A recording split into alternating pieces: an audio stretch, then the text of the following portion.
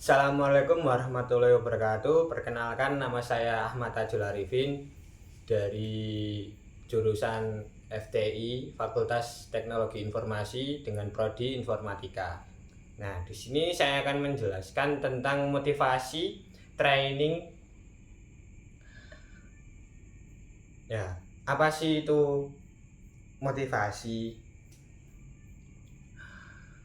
Setiap manusia itu memiliki tujuan hidup, ya teman-teman. Manusia memiliki tujuan hidup. Bagi saya, tujuan hidup bukan hanya tentang kesuksesan materi, tetapi juga kebermanfaatan bagi lingkungan di sekitarnya. Dalam jangka waktu pendek, saya ingin menyelesaikan pendidikan saya yang berada di universitas tercinta saya, yaitu Universitas Kiai Haji Wahab Hasbullah. Nah, dalam jangka waktu panjang saya ini ingin sekali memiliki karir yang stabil, membangun usaha sendiri, serta menjadi pribadi yang bertanggung jawab. Saya percaya bahwa hidup itu tanpa tujuan akan membuat kita berjalan tanpa arah. Oleh karena itu, saya terus berusaha untuk menyusun dalam bentuk target yang realistis sebagai tujuan hidup saya. Nah, potensi diri. Nah, potensi diri atau minat dan bakat.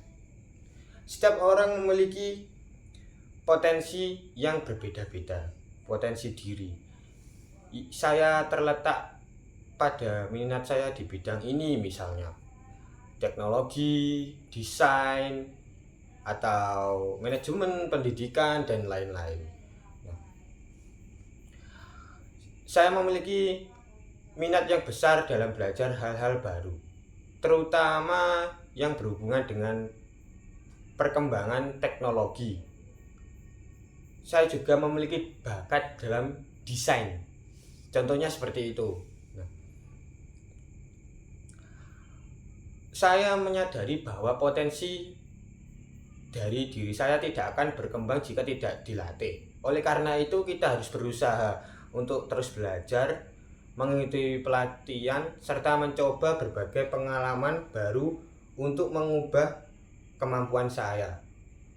Ya, seperti jika ada waktu senggang, kita itu harus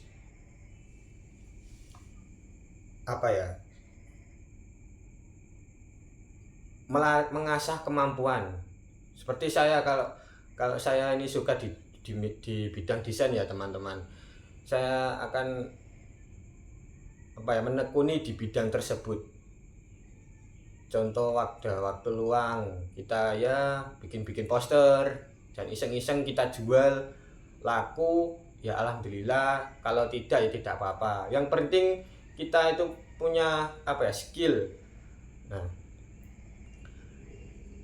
kita bangun portofolio di media sosial di zaman berkembangnya zaman ini,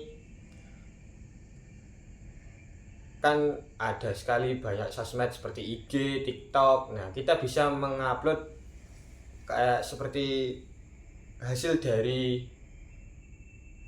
diri kita.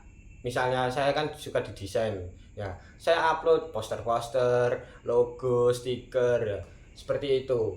Barangkali ada orang yang minat, oh ini bagus, ini stiker ini saya mau beli. Kan itu lumayan ya teman-teman, buat jajan, buat ya pekerjaan sampingan, kata orang zaman sekarang yang lebih trending itu freelance, ya seperti itu.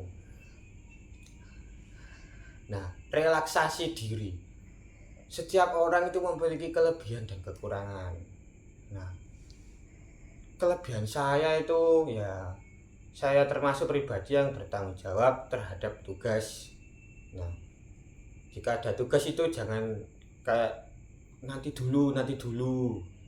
Jangan seperti itu teman-teman. Semakin kamu membuang-buang waktumu maka semakin menumpuk tugasmu. Nah, seperti itu. Jika ada tugas misalnya dari Bapak Ibu guru atau dosen gitu, nanti kerjakan ini. Nah, kamu kalau ada waktu langsung kerjakan, atau selesai dari pendidikan kamu langsung kamu kerjakan. Jangan menunda, nanti saja.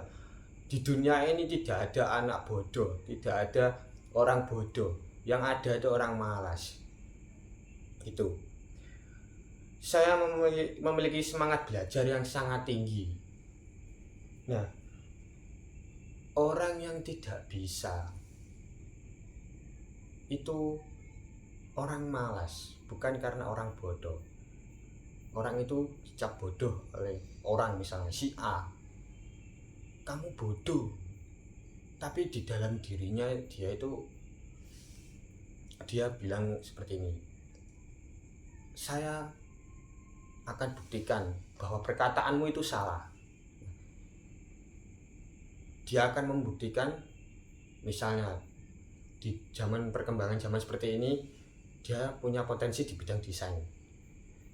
Dia melatih, mengasah, membuat portofolio, menjual, walaupun harganya masih tercukup masih minim, tapi ada usaha di balik itu semua.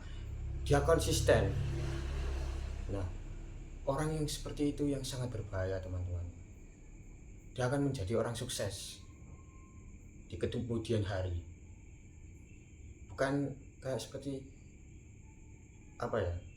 orang yang kayak udah nanti aja. Terus ada orang yang dari kecil itu udah istilahnya dienakin hidupnya sama orang tuanya, udah dikasih ini, nanti kamu dewasa enak, nggak usah payah, jerih payahnya nggak usah, ibaratnya orang Jawa itu bilang nggak usah soro-soro. Nah, itu nggak enak sama sekali, teman, karena tidak ada perjuangan di dalam hidupnya. Nah, yang kedua, saya cukup disiplin dalam menyelesaikan pekerjaan. Waktu itu berharga. Nah, yang ketiga, saya mampu bekerja secara mandiri maupun dalam tim. Kalau saya di waktu luang, di waktu senggangnya, saya pagi itu kerja, teman-teman, dengan orang, harus berbaur dengan lingkungan. Ada yang sifatnya seperti ini, ada yang sifatnya seperti itu. Kita tuh harus mensinkronisasi diri kita dengan orang. Nah, di jam-jam sendiri, misalnya waktu malam, saya harus belajar lagi. Terus gimana sih cara untuk mendapatkan cuan gitu kan. Anak muda itu pikirannya seperti itu ya. Seperti itu. Kekurangan saya itu terkadang saya itu merasa kurang percaya diri, kurang pede dalam situasi tertentu. Misalnya kayak contoh, dikasih masukan sama orang, desainmu apik, ini mending kamu ngini, gak mas, aku dinek kayak ngini engko ke depane, kok misalnya kamu dodolan iki engko payu, gak mas, aku dinek rugi. Tuh saya kadang itu merasa saya kurang percaya diri di bagian seperti itu, mas. Saya sudah mudah overthinking juga ketika menghadapi tekanan dari segala arah gitu. Saya masih perlu meningkatkan kemampuan dalam memanage waktu. Ya, gimana lagi? Ya, kayak misalnya pagi kerja, pulang sore, capek-capeknya. Nah, maghrib kadang itu masih bantu orang tua. Terus malamnya masih belajar. Jujur saya sendiri itu kalau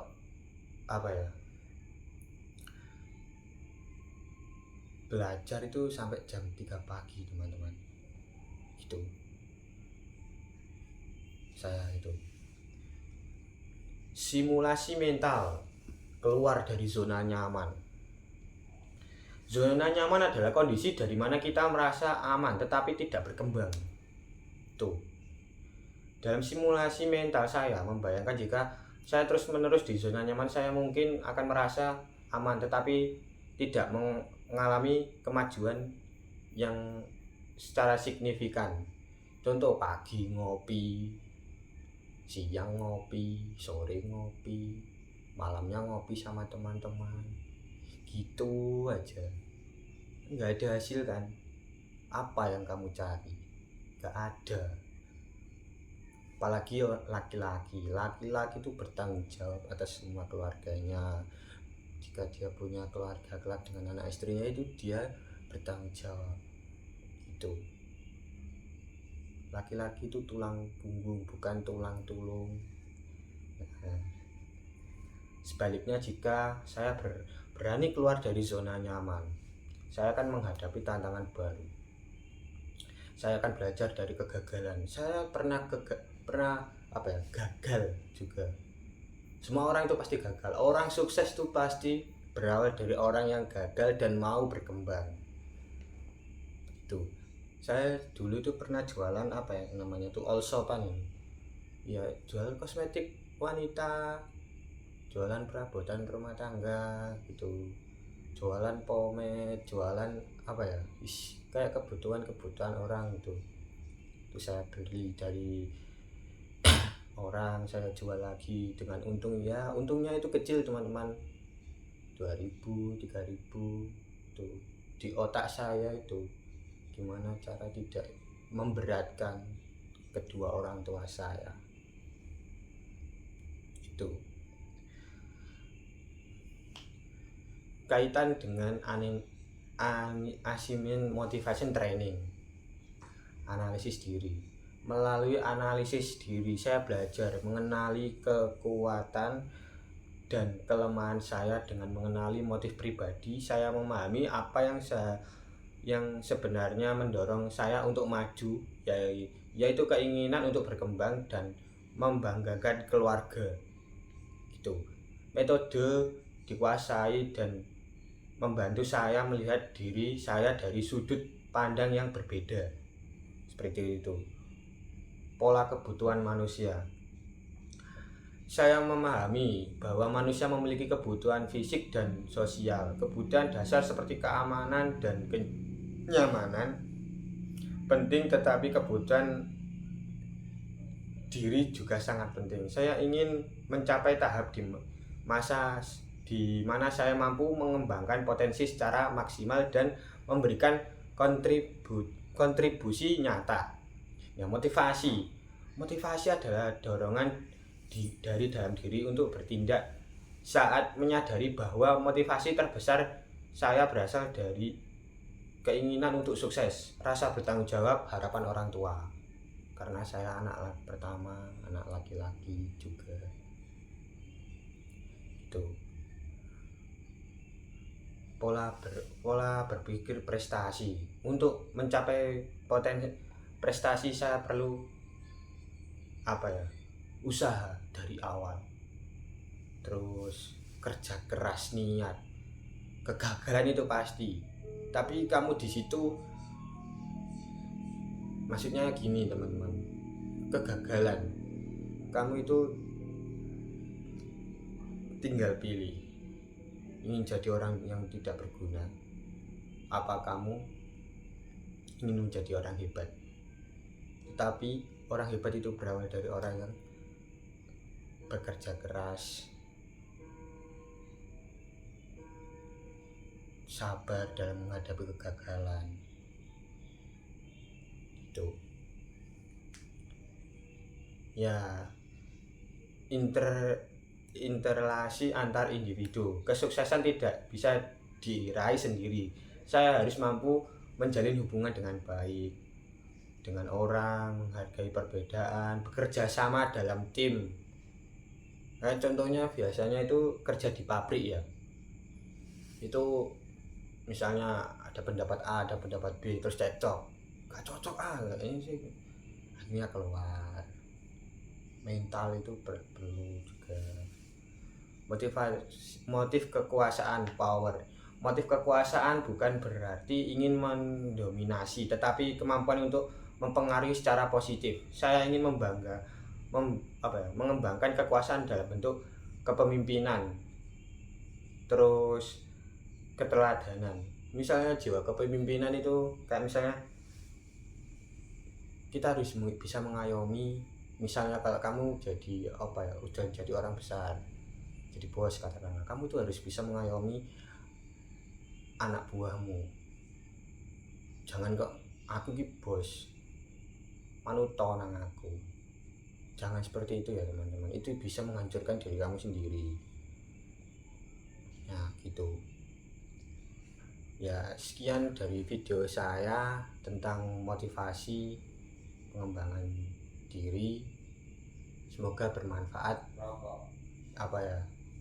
Video saya kali ini bagi teman-teman yang melihat video saya ini. Ya sekian dari saya. Wassalamualaikum warahmatullahi wabarakatuh.